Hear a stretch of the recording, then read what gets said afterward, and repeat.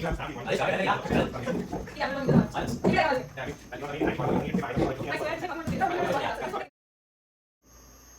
everyone. Welcome to episode 2 of Confluence APS Ranikhet's podcast. Hi, I am Kushali. Hi, I'm Krishna. Hi, I am Shraddha. Hello, I'm Yatharth. And I'm Advait. And our today's topic of discussion is What If? A Hypothetical Podcast, where we dive into situations that question reality and makes us pause and think, what if really? So without any further delay, let's get started. What if the universe is a simulation and the glitches are what we call course, luck and deja vu? Universe is a simulation. Well, let's just put it like, is universe a simulation? Because according to simulation theory, we are living in a giant computer and everything which we are performing right now is predetermined.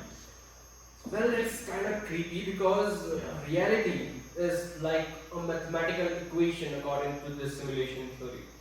And I believe it is more of a philosophical and not scientific. But what's more intriguing is that when you look at the basic scientific causes or some examples quoted by some scientists and all, the clashes between standard physics and digital physics is that standard physics states that universe is continuous and smooth. But whereas digital physics contradicts that why universe has a limit. I'll explain it by two examples. The limit of Planck's distance. Anything can go smaller than 1.6 into 10 to the power minus 35. That's a limit. Or you can compare it to what a computer has, a pixel. Another thing is a CPU's limit. And in our universe, that particular limit is speed of light.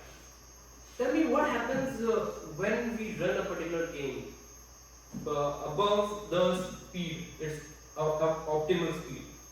The world is in floats, right?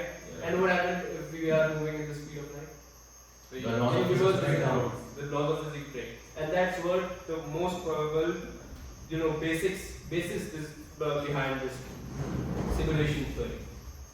Well, my take on this is that it is quite an interesting and intriguing thing to think about, and honestly, as Krishna already said, a bit creepy. Like, the thought comes to mind, like, we are running in a simulated world, then who are our creators? Who are these mighty higher beings who have created us, and for what purpose? And furthermore, these glitches, these supposed glitches like deja vu, luck, ghosts, can we actually do anything about these glitches, or are they just glitches, like they're just there?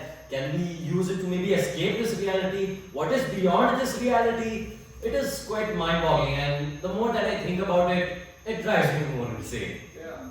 So that's my take on this. These are the bugs which our creator only can fix. Yeah. So, I would say, like, my whole take on the reality, a simulation thing is, it doesn't matter. Or it doesn't matter to us. Like, for instance, does it matter if this tablecloth right here is made up of cloth fibers or code? Or if that scenery I look at over there was just generated 5 seconds ago when I turned my head to look at it, or has it been there for thousands of years? The answer is that it doesn't really matter. Yeah. So, like, if it doesn't matter if we can't really tell if reality is real or if it's just a simulation, why do we care? Or I guess we don't really care until somebody either trips on the power supply or somebody decides to start adding hacks that people can use. Yeah, I think if the world is a simulation and if the society got to know about it, that's the main question, that what is going to happen when everybody comes to know of it. Because I think the society would completely change. Everybody will start to believe that, oh, it's just a game. Why should I follow rules? Why should I study? Why should I go to school? And then they will start to take the dangerous risks that they are not supposed to take, which they are not taking because of their conscience. Because then they will think that, oh, it's not me, it's the code. I'm not doing all this. So, and people will also stop believing in things like goals or dreams, because they'll all just think that, oh, it's useless, it's all coded. So why do you even bother? Somewhat predestination. Yeah. That's why it's more inclined towards philosophical side, not scientific side. Yeah, exactly. And trust me, if we talk about universe being a simulation, then really is very intriguing in itself. Because luck and deja vu do make sense. Like, we often experience such things and a simple thought strikes our brain. Like, oh, I think I've been here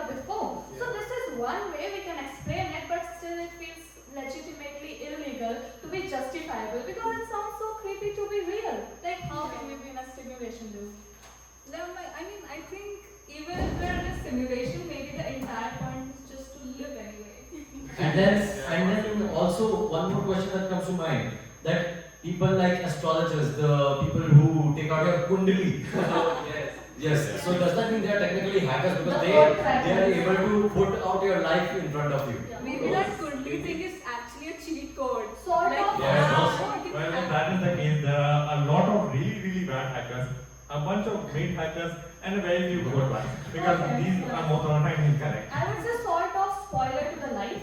Yeah. Like a spoiler to the Maybe, movie. yeah. I wouldn't want that. Okay, move on. What if youth revolution actually had a way to come in power? Youth revolution. Okay, I'll take the lead to this. Youth revolution, I think, is a very like a topic very much in talk these days because of the CJP, which is the Cockroach Janata Party. That's something we all, yeah, exactly. I think that their initiative is really good. I think their ideas are good. They're putting forward really good things that need to be out there. But the point is that the execution is not that proper. But still, I think if the youth got into power somehow, the education system, which is like, we are facing a lot of issues these days regarding the education and all. So I think that would be a concern that would be sorted because we know like how it's working, we are new to it. Other than that, it won't be that there are 70 years olds that are making decisions for 20-year-olds. It would be a even standard to it, and also I think that it is much needed because see to it. The CJP just came into like the talks and it is already getting much of the hype because a revolution is much needed in India. That's why whatever we are getting, we are just grabbing it. And considering the fact that we are a developing nation, not a developed nation, that is one part of the reason that our government also needs to keep on developing. Yeah. So I think that if it can be executed properly, it's a really good initiative and it needs to get there. Well, sure, yeah, but I think is currently this CJP thing is not actually a youth revolution. Because, for example, French Revolution was not a revolution only because of storming of Bastille. It was because of sustained organization, leadership, and real-world implementations. And moreover, the issues raised are very much appreciated. There will be faster innovation, greater focus on issues. But the thing is, it will lack practicality because limited experience and impulsive decision making is the main cause behind this all youth revolution and stuff. And we need to cope up with this. Well, I just have to say that youth revolution, CJP, they are bringing up important points such as problems of unemployment in youth, the leaking of exam papers such as NEET, CUET, etc., etc. So, what they're bringing up is correct. Their points, what they want to change in our country, that is correct, that is valid. But their way, their approach, their method, that is a bit far too aggressive, which is giving the government opportunities to suppress them. Like their way of revolting is extremely, how should I put it, aggressive, straightforward, blunt. So that is giving the government opportunities to suppress them under multiple acts and laws, etc., etc. On the other hand, if they take a more tactical and strategic approach to this revolution, then youth revolution may get accepted and developments can be made in their favor. And otherwise, if youth actually come into power, that is, if 20-year-olds actually come into the position of 70-year-olds, there will be changes. There will be multiple good changes. Hold on. There will be multiple good changes, but I still feel that India would, have to go through a period of struggle or like a big transition phase, a very heavy transition phase before actually getting used to youth. It will be a time of struggle. Yeah. That's my opinion on this. Okay, first of all, youth revolution in power itself is again a quixotic idea. Because for an idea, it feels superbly amazing that we get youth into the power, they know the ground reality and changes that the country needs. But after all, once someone is in power, they rarely know how to exactly incorporate the changes on a vast scale as in India. But if we could actually make it work, then why not? So I would say that youth revolution has ginormous potential to make difference if the leaders know what they're doing, which is all it really comes down to, the leaders. what they are, how well they can handle it, what are their plans, and if they can retain their values once they get a taste of power. Yeah. And apart from this, while the youth has many advantages over old leaders, namely in the fact that they are more acquainted with the modern world compared to politicians who are in their like 70s or 80s, youth also needs experience, and they also need to figure out a way to make sure that their policies work well on the ground. There needs to be popular implementation, which the youth has to figure out. Alright, yeah, experience comes from working itself, so we Yeah. have to give them a chance to work Yes. anyway. Right, alright, now let's move on to the next question, which is, what if India never got colonized, or for simplification, never got invaded by any other influence? Well, my take on this is that we would have certainly been a more culturally prosperous nation, and our culture, our cultural diversity, it would have been far more prevalent. We would have been far more connected with our culture, and we would have remained the golden bird. Yes. India would have remained the golden bird. And while India, as we know it today, it wouldn't have been a singular nation, but I feel it would have been a union of subcontinental nations like Republic of Maharashtra, Nation of Kerala, something like that. So, union of 3-4 separate nations or kingdoms, and we may have even the most important fact or important question: would we have been as advanced as we are right now? And I feel yes, because even if not more, then at least we would have been able to reach a technological advancement at least somewhat equal to the British, which they had at the time of invading us or colonizing us, because we had the knowledge. If we were never invaded by any other powers like the Mughals or anyone else, ancient schools of knowledge and libraries, they wouldn't have been destroyed. And we also had the wealth. At that time, we had approximately like something 32% of global GDP. So we were certainly a very wealthy and prosperous country, and we would have still been a very prosperous union, if not a country. And the governments would have been very indigenous. That's my take on this. Yeah, I agree to almost all parts that Advait said. Like rightly, there would have been different cultures, different traditions all over. If we were not invaded, other than that, we would have excelled in things like Ayurveda, mathematics, and astronomy, architecture, things that we were originally good at. But, however, I feel that considering the fact that we would have been so prosperous, it is a very big possibility that we would have gotten invaded a lot. Yeah. So that is one part of the reason that I don't believe that we would have been such a huge territory, or a union of states for that matter. But yeah, we would have Considering that we managed to repel all the attacks. Exactly.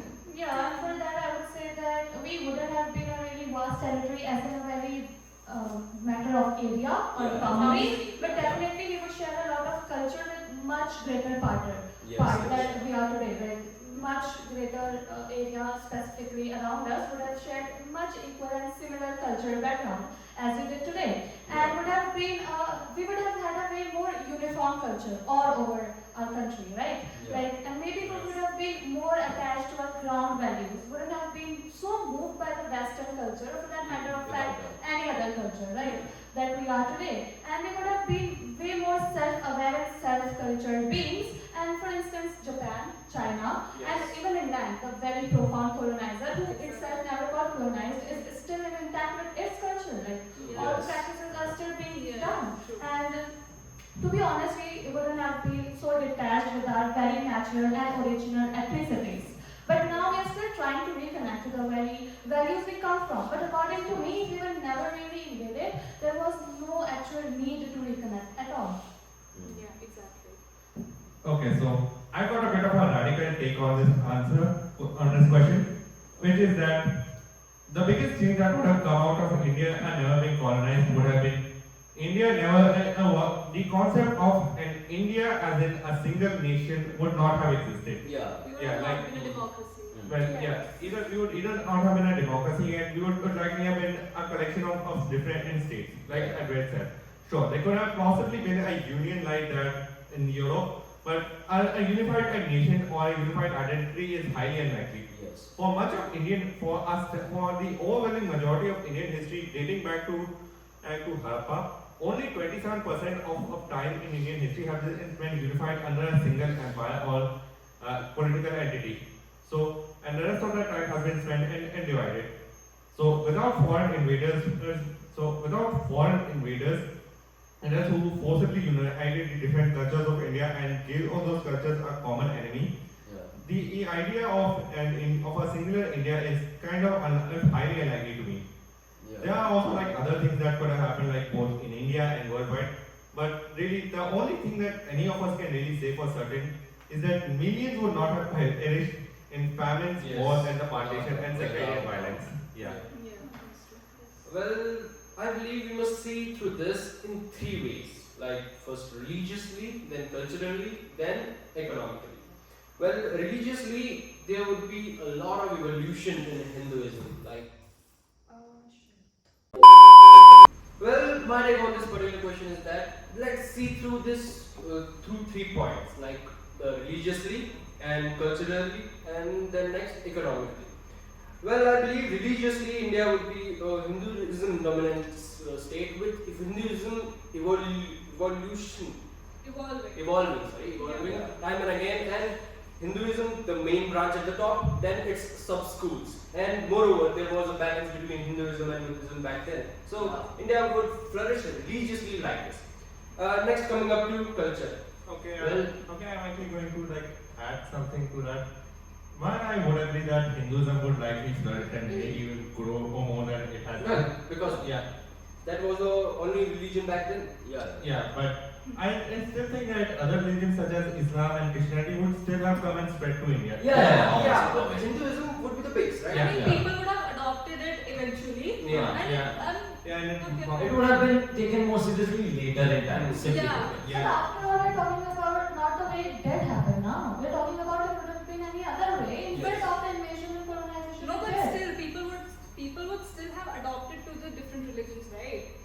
It's Yeah, not yeah, like- yeah. It would have simply happened later in time. Like people who are majority of South Indians, they are Christians. They would have still Yeah, been like Hindus. they would adapt to the religion, seeing it all over around. Yeah. Now coming up to the next point, culture.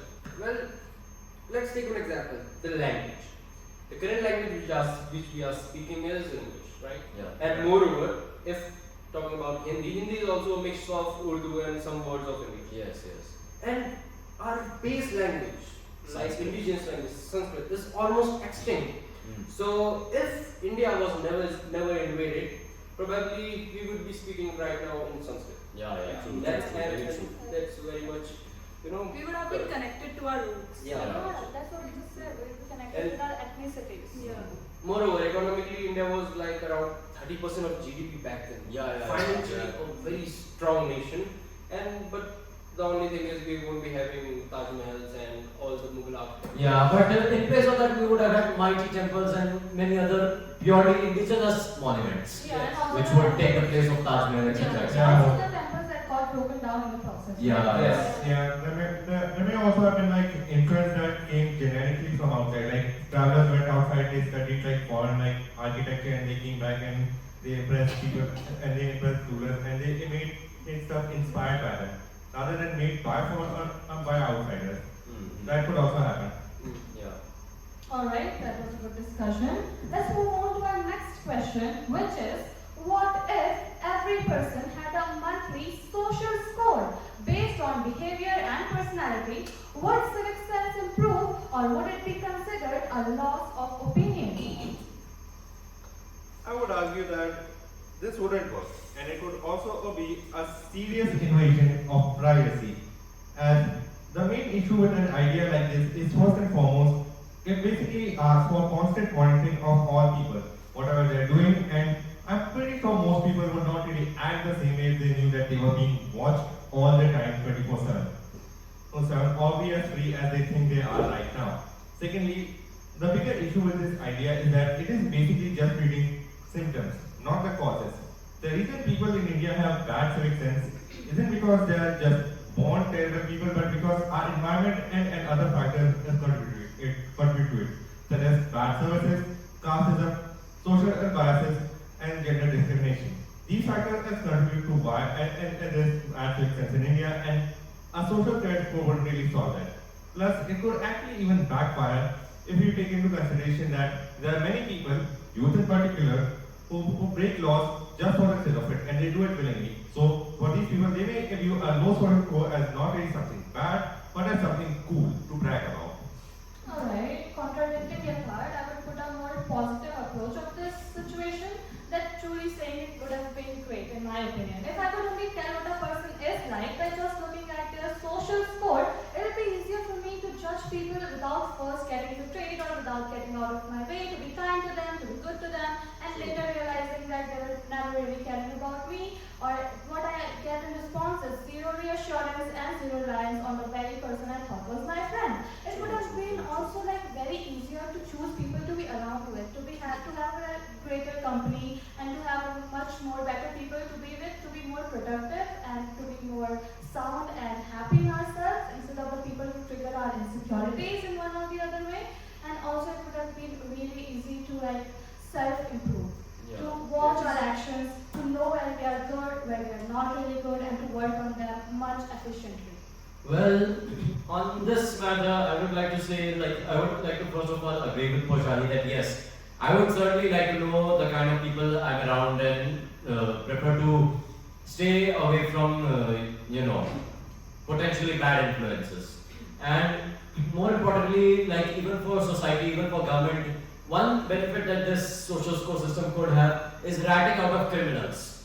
Police officials and law enforcement forces will be able to rat out criminals much more easily. Now, whether that ultimately affects the criminal or not, if they still keep on doing criminal activities later on, that's a different issue. That's the issue of the criminal themselves. Apart from that, I feel that it would certainly help people improve and give rise to better civic sense, even though it may seem a little, let's just say, it may seem like an invasion of privacy, but I feel that it would still help improve civic sense because people will want to have a high status in the terms of social score. They will want to keep a high social score. Then people who don't have very good social scores will watch them. They will also want to be part of the group. They will want to belong. And so they will also eventually be compelled to increase, to better their social scores so that they can rejoin the group. That's my take on this. Okay, so listening to Advait and Poshali, there's one more thing I feel like I need to add. It is that the whole social score idea will depend on what we consider right and what we don't consider right and who decides this. Obviously, like certain actions like littering. It would be your inner Yeah, it would be our inner conscience that displays it over our Yeah, right. that's Like our sense of right and wrong. Yeah, that's true, but at the end of the day, we also have to draw a line where we see something as this is bad and this is fine. And I think that this could be right for abuse and moral policing, which is already a pretty, I would say, pretty notable issue in India. Of people like imposing their own standards and thinking like, okay, this is right, this is not right. Well, I would say at the end of the day, every one of us has that basic sense of right and Yeah, wrong. That exactly. what we did was right and what we did was wrong. See, sometimes lying would be wrong, but sometimes it is also correct. So it is your inner conscience that, oh, I lied, but it was good for a good reason. I lied for a purpose. So that is your own inner conscience. Your social score would be according to your conscience. Yes, and even that score would display it in that sort of way. Like if you had to do a good, if you had to lie to do a good act, then it will show that you have lied, but it will also show the fact that you have done a good act. Exactly. So you can justify your lie. Exactly. Yeah, Right. okay, but wouldn't this also like require everybody to have like one singular like conscience, like okay, this No, is right, this is Trust wrong. me, at the end of the day, even the most Yeah, stakeholders because- know that they have done it wrong. You know, Yes. in the very interview of the rapist, when you do it and then they say, yeah, I know that I did bad to that girl. Yeah. Because they have done that miserable thing and they know, they have that idea in their mind. Yes. Right? All that like grown up or bringing up is done with the basic moral ethics. Yes. Well, okay, but this isn't, I would say, as widespread as people think because a lot of people just literally don't think anything about it. They think like, okay, this is just normal thing. Yeah, but then their social score will go down. It will be seen, and then they will start taking cognizance. Yes. Okay, I guess Because it that. is generally bad. Yeah, I guess Well, that's- how God went down. This complete social score thing, well, having a low score is a criminal offense. No, it's no criminal offense, but it may help improve civic sense, like just as it was said right now. I'll give you I'm an very much analogy. confused. I'll give you an analogy. Clarity. Trust me. Listen now. Yes. Eating junk food is your opinion, your choice, Simply, right? If you want to eat junk food or healthy food. Now, if we say that eating healthy food is a better thing to do in life, but still some people eat junk food just because of the sake of it, because they want it, do we consider it like they are such bad people, they eat junk food, oh my god, I don't want to be around them? No. Exactly, right? This is what social score is. It is based on your opinion, and we just get the hold of judging you out of what you believe. Yeah, So social score is set not on my basis but on others' basis. No, It's no. set It on is set on your basis your only, but it intentions. depends on the person in front of you. Now, let us say if the bar of your social score, alright, if it is displaying somehow that okay, you have eaten junk food, that is wrong or that is not good, that is detrimental to your health, and you have consciously done it, then it depends on the person in front of you. Now, if that person is a has a very aristocratic sort of mentality that No. he is a junk food eater, then he won't. But otherwise, You are taking my analogy wrong. This is not even what my analogy was for. Like we don't consider eating junk food as a criminal offense. Yes, exactly. We would not consider a social score as a criminal offense. As simple as that for your question. I hope it makes sense now. Alright. It's not a crime or anything like that. It's Yeah. just that it is there so that you can get to know your people better. Yes. The people around you are better. Okay, so my entire point is I think a little contradicting of everybody's one or two points, while I do agree to most of it. Like Yatharth said, that if we get this social score thing, people won't be as free as they were. But the point is the social score is based entirely on your conscience, it's based on the sense of right and wrong.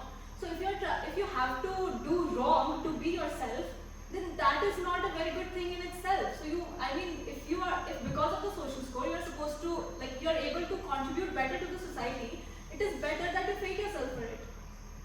That is one thing. Other than that, like Pashali said, that she would be able to judge people better. However, I think that there would be some super performative people who would fake themselves to get that work done. Yeah, that's possible. Yeah, while they might have that thing in themselves that, oh, I did good, but the point is they're faking their entire personality, even if they're doing a good deed. Other than yes, that, well then I feel that would show, like if they did something good, even in fakery, even let us say they faked their personality and did something good in that fake personality of this, that good deed will show, but it will also, like the social score, it will also display the fact that it has been a fakery. It's not true, it's not genuine, it's a not lie. coming from the depths of your heart at the very end Yes, of the day. basically, this social score, I am viewing it, just to clarify, I am not viewing it as a single social bar or a single number. I am viewing it as a distributed set of multiple things. okay, Exactly so it's that. gonna be a detailed thing. Yeah, Yes. Okay, yeah, then that makes sense then. Somebody said that criminals could easily be spotted. I said. You said so. Yeah. Okay, at this point of time, if we see, indirectly they have a social score tag on themselves. Like the criminals who are out on early punishments or bail, they have that thing, like, I mean, see to it. Why does a person become a serial killer? For the sake of fun. Yeah. So the social score is supposed to affect that person, that, oh my god, my score is going down. But they're already out there. People know they are a serial killer. So it does not matter to them. So I think Yes, one part of the area where it should matter a lot, it doesn't. Yeah, that's true. That's their problem, as I said. No, it's the fact that they are a criminal, they don't care. Yeah, because like we are benefiting from that, we know that like we're not a person to be around with, so Yeah. that's our gain in it, and we can consider it to be something that they can have a very benefit out of. Well, I can only make out on two things from all this discussion is that there would be a new class, like there is aristocracy and rich people, and there will be class whose score is very much high. And the next thing is, like something is gonna popular these days, para farming. There would be another class known as score farming. And that would be a good thing to do, to be honest. Yes. If you're Yeah. having a good score, being a good person is never hard. Yeah, that's my point. Gaining money or power is much hard. Being at an aristocratic level is actually hard. Whereas getting a better social score is still comparatively easier, and in fact much easier. Yes, and it is a good thing to do. And at the end of the day, you're contributing to the society for a good cause. Exactly. So what was Now harm? you don't judge a student only with its marks, but with a social score too. Yeah. Okay, everybody has been giving some great points. There's one final thing I would like to add is that while the social score may very well help with these things, there's one thing social score really cannot fix and really is a big hindrance to our civic sense. No matter how good people can get, it's the services and the system. If the system cannot provide people with clean in toilets, people are obviously not going to be able to use them freely. And people, if the garbage distribution system is not well, it is not going to work. So a social score may work, but it will only work in collaboration with other efforts. Okay, I want to give an example about this. That often there are things like there is garbage around us. For example, for instance, we are sitting in a classroom and there is some garbage around us, and the teacher says to pick it up and throw it, and what we say, I haven't done that. Why do I throw it away? So that will help to like increase our social score. That okay, I can do this. It will help me to increase my social score. So it will help the society in that way. And on top of that, no student can directly just say, "Ki, I didn't do it," because they would be ranked out. Yes. Okay, I think Yatharth's point was moreover like you're traveling to some place and you have to throw out something. Like it is something very necessary, but you don't have a dustbin nearby, so you just have to throw it somewhere on the side of the road. Now that is wrong. But it's that we are not provided with a proper facility to dispose our. We have no option basically. But not always. This is like just a general example. But oftentimes we might face a circumstance where we are not provided with the actual means we require to do the good cause. Yeah, that's valid. That's valid. Yeah, so that could like do something up with us. Yeah. Okay. That was a good discussion again. Yeah. Let's move on to our very last question, which is, what if gap years became normal in India after school? Would it help students to figure out and navigate after school life and explore and understand better, or would they fall behind and gain jobs late in life? Okay. I think the first thing that we need to do is clarify between a gap year and a drop year, because a gap year is basically when you're taking a year to explore your things, right? Like, oh, I don't know, like after 12th I don't know what to do, so I need some time to figure out my life. Okay. However, a drop year is when you're taking that year and when you're like Preparing for some exam. exam. I Yes. know कि अच्छा मेरे को अगले साल need देना है. Yeah. So I need time to prepare for it, so that is why I'm taking a drop year. So we're talking about the gap years, which is when you need time to explore for yourself. Yes, after 12. Okay. Who's starting the discussion? Okay. I'll begin with it. Oh, okay. Honestly, gap years from a student's perspective really actually sound life-changing. Like imagine school's over and all of a sudden you don't have the pressure to crack a competitive exam, or you're expected to have a full-fledged figured out plan of what you want to do in life. You don't have to have the answer to the most asked question a student faces right after 12th.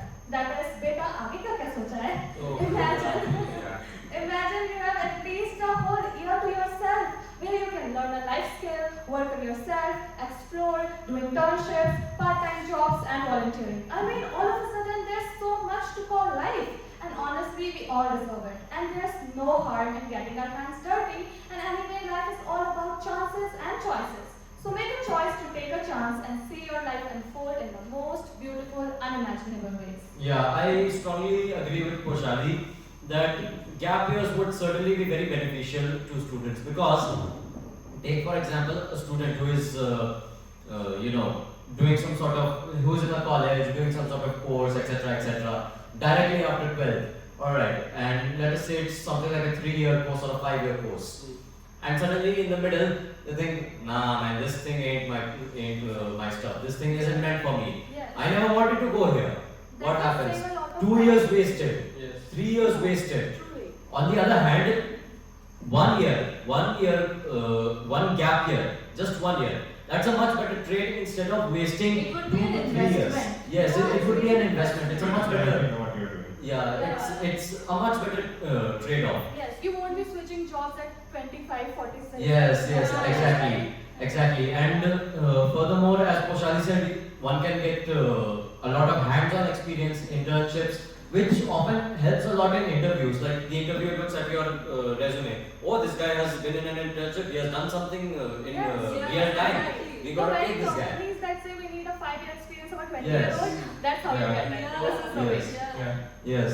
Okay, so I would say like the thing with gap year is that they're a very, very good idea, but only if students also know how to make good use of them. Yes. Because Yeah. if not, That of is a course. must. yeah. Yeah. Because Students most probably will waste their time, well, yeah, But if you are just especially this Gen Z. Yeah. Yeah, And if again, you're that's just your That depends. Yeah. Yes, that's your social score going down. Oh, You yeah. can't sit Yeah, there yeah, and that's fold your true. hands and think like, okay, to do with my gap year? Yeah. Just Yeah. it. Yeah, if you just waste your time, you're probably just better off going to college because at least you are learning something there. Yeah, you're Yeah. not supposed to sit there and be like, oh, it's a simulation, it's all code. It's not a break here, it's a gap here. It's a gap year. Yeah. Come on. Yeah, I mean, I think that it is really necessary coming from 12th graders ourselves. Yes. I think it would be great if I'm moving on in life and I want to take a gap year and I don't have that pressure on my mind कि oh my god 4 लोग आके क्या करेंगे? बेटा क्या करोगे आगे? Yeah, all those things, all those typical Indian things that we have to hear, not having to hear them would be great. And my relatives calling my friends right after my classes, अब आपकी बेटी क्या कर रही है? Result कितना है? Nobody cares about क्या करना है? you. Nobody cares about who you are, what your life is. What they do want to know what you are doing after 12. Exactly. Yeah. Okay, so I'll admit I'm not the most knowledgeable person about this, but I'm also going to have to say that I'm not exactly most sure if a gap year is most suited after high school. Again, I'm not the most knowledgeable person about it, but all the times I've heard of gap years, it's from people who have took a gap years after about 1 or 2 years in college. Well, that's a drop here, my friend. That's not a gap here, that's a Yeah. drop here. Because it was not normalized after Yes. school, right? Yeah. That's what They I'm were talking taking a about. drop year to like study or something. They were taking a drop year to like just explore other things. Like somebody was exploring animation, another was That's why they did that. Because Yes. they didn't do it right after 12. Yes, and this is the reason why gap years are necessary because, as I already said, you have wasted 2 years in learning something you do not want to learn at all. You have wasted 2 to 3 years in trying to go into something that you were never interested in the first place. Now that could either be due to societal or parental pressure or due to wrong intuition. Sometimes it happens that you end up making the wrong choice thinking you can do it. Yeah. So that happens. So to prevent that, gap years are necessary. And honestly, now there is one problem that some may raise, which came to my mind as well, that we may gain jobs late in life, but 1 year later is nothing. Yeah, 1 year later is yeah. not that big of a deal. Yeah. Even when In you get a addition- degree, you don't have the guarantee that you'll get the job right after. Yeah, You exactly. don't get that. There's also the fact that it's not like all the jobs in the world just require a degree. There are many which you can only have in study to 12 and still get a job. 1 year of investment is a lot better than wasting those 2-3 years. And Yes, especially yes. if after investing those 2-3 years, which you think as an investment, if turns out it's not, then you'll go into a different sort of depression that oh my Yes, god, yes, exactly, अब exactly, समाज guilt. क्या करेगा? Yes. Wait. Yeah. I took a gap year, Okay. right? I invested my 1 year. I explored everything which I could, and after finishing all this stuff, I came to know that now I have to after all get into a college to study. Yeah. Now the 1 year gap after 12th, your studies, you stop them, and now you are getting into a college. What Yeah. about this gap? Yeah, I think that Everything's broken. Well, it is. I would not really say it's broken. It's that during that time, alongside like college, you probably also. What if someone is also confused after investing 1 year? Well, No, that is a yeah. you problem. Yes. You need to I would like to mention here that okay. analyze yourself. I would like to mention here that okay, fine, you couldn't get your bearings in 1 year, fine. Take another year, accept it. Alright, but not more than that. And or if- when you're yeah, taking the 2 gap year, years should be enough. yeah. when you're taking the gap year, you need to have it in your mind कि एक साल बाद मुझे college जाना है. Yes. You need to have that thing in your mind. And you have to If be- not, you have time to invest. Go ahead, take another from Yeah, you there. Yes, and you have to be super active during this gap year. Yeah. In fact, I would say that you have to be more active than you would normally be during an academic year. You have to be twice as active in a gap year because you have to explore and you have to And get your trust me, bearings. It might sound like that, but you will figure out the way. Yes. And You even will if end up figuring out the there's way. also another thing. Even if you don't figure it out, chances are you also learn some very useful skills. Yeah, in yeah. And at Like least you even if know what you don't have to do. And Yes. not every profession requires a college degree. Exactly. Yeah. Maybe you find a Like college just in imagine that. you are in an engineering college, you got the degree, but before that, for example, you had a gap year where you went to a cafe, like a part-time job in a cafe, and you loved like making food and etc. etc. Yeah. And you got into HM, hotel management, and you now own a hotel or are a chef at a Michelin star hotel. Now imagine the way your life turned. You could have been an engineer, and now you're living your life That's it. happy. Yeah, exactly. And even if you like these skills can also come in life if you don't like get that job. Of Like course. let's say you go to a hotel and learn cooking. Even if you don't end up becoming a chef, cooking will still be a lifelong Life skill. yes. Finally, Survival skill. It'll be useful. I think one concern that can be raised regarding this is, I mean, not that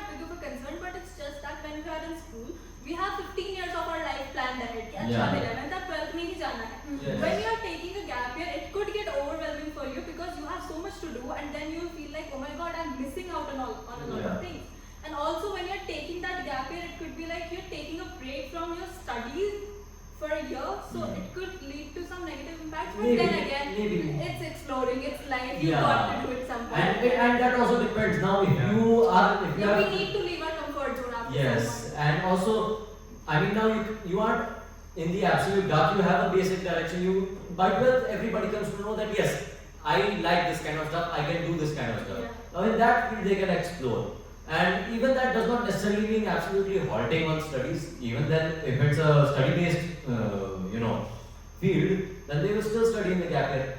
Simple as that. Yeah. Okay, I have a very like a short story if you may allow. Yeah, Yeah, sure. sure. Go ahead, go Okay, ahead. so like there were like two lumberjacks, people who cut trees. Yeah. Okay, lumberjacks, and they would go morning at the same time to the forest to cut trees, and they would do it till evening at the same time. Okay, but in between that, one lumberjack would take 1 hour break. Yeah. Okay, and go back to his home Yeah. and like come back. Okay, and he would chop more wood than the other lumberjack every Yeah. day. So one day the other lumberjack asked that, what do you do in that 1 hour? Where do you go and you always end up chopping more wood? And he said, I sharpen my axe. Yes. Yeah.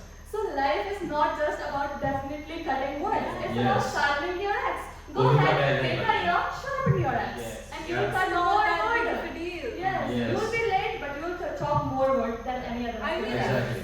at a point of time, if we all started doing it, society will have to normalize it. Yes, It's exactly. not Society is what its members agree on. Yes. Exactly. Someone has to take the first step. Yeah. And furthermore about what Krishna raised that after 1 year I won't figure out what to do. Take another year, accept it. Alright, but after that if you need to take 3 years then that's honestly That's the not person's an problem. investment anymore. And honestly by 12th one gets to know that what Yeah. is want. Let's be practical right now.